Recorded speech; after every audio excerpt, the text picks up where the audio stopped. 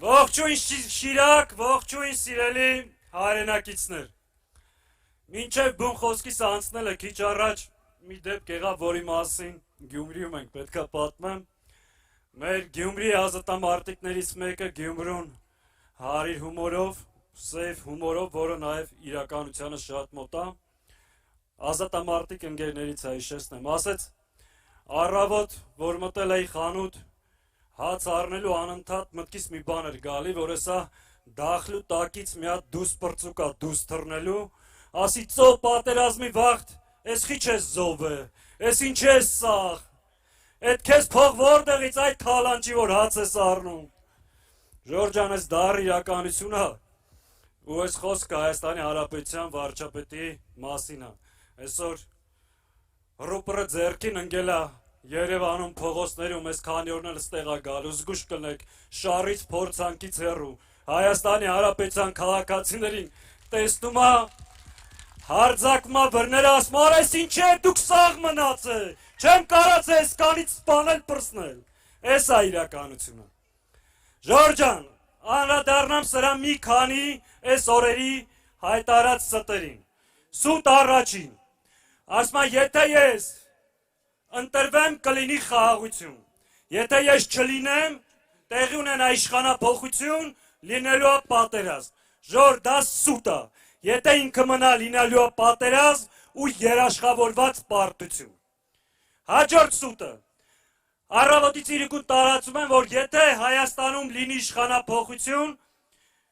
իշխանության կան այլ ուժեր, բոլոր քաղծառայողներին աշխատանքից հեռացնելու են։ Սուտ է դա, նման բան չի լինելու, դա վերաբերում է բացառապես ՔՊ-ի վերնախավին ու ոչ միայն հեռացվելու են, այլ դատվելու են իրենց հանցագործությունների համար։ Երրորդը, ասում է, եթե Հայաստանում լինի իշխանափոխություն, այլևս ժողովրդավարություն չի լինելու, լինելու է բռնություն։ Սուտ է ասում, ինքը ժողովրդավարության հետ կապ չունի, ինքը ժողովրդավարության թշնամին է, ինքը Հայաստանի Հանրապետության քաղաքացիներից գողացել է նաև ընտրելու և ընտրվելու իրավունքը։ Դրա վառ ապացույցը նաև այսօրվա ձեր քաղաքապետն է, որը գտնվում է անազատության մեջ, և Շիրակի թեմի առաջնորդը, որը գտնվում է կալանքի տակ։ Ազատություն բոլոր քաղբանտարկյալների։ Հաջորդը, ասում է, եթե իշխանափոխություն լինի, պայմանագրային զինծառայողների աշխատավարձերը նվազելու են։ Սուտ է ասում, իշխանափոխությունից հետո պայմանագրային զինծառայողները շատ ավելի բարձր են վարձատրվելու իբրև հայրենիքի պաշտպաններ։ Հաջորդը, ասում է, որ ես ձեզ տանում եմ Եվրոպա,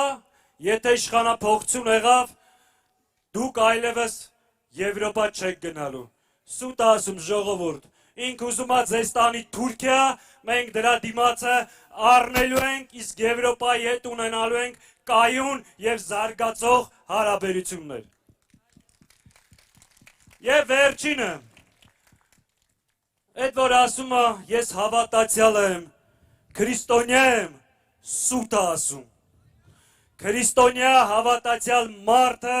չէր կարող այդ կարգի պայքարել հայ ժողովրդի դեմ։ Հաճախից թվում է, որ Հեյդար Ալիևը երկու որդի է ունեցել։ Ալիևը և Նիկոլը, ովքեր համատեղ միասնական ուժերով պայքարում են Հայաստանի ու հայ ժողովրդի դեմ։ Ժորջան, երկար կարելի է սրանց ստերի մասին խոսալ, սրանց բերած չարիքների մասին խոսել, բայց այս ամեն ինչը պետք է կտրենք, մեկ անգամ ևս դիմում ենք ձեզ, մեջքի կաննենք, թև-թևի տանք, իրար կողքի կաննենք, միասնաբար, թասիբով, ոնց որ այս քաղաքում ՔՊ-ի քոկը կտրել եք, հիմա ուզում են բազմանան, վերջնականապես կտրենք այդ չարիքը և երկիրը դուրս բերենք այս իրավիճակից։ Համաձայն եք, կարող ենք, միասին, միասին, ձեր ցավը տանեմ, լավ ալնելու։ Հունիսի 7-ին